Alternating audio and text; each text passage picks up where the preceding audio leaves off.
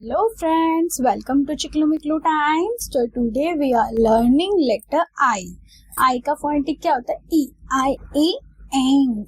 I E insect. I E igloo.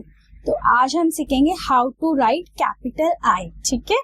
This is capital I and this is small I. I E ink. I E insect. I E igloo.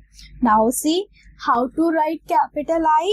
To make a sleeping line first, second make a standing line, third make a sleeping line. This is capital I. आज हमने क्या सीख रहे हैं? हम capital I कैसे लिखते हैं और I का फोनेटिक क्या होता है? E. I E igloo. See, sleeping, standing and sleeping. Sleeping, standing and sleeping. Sleeping, standing and sleeping.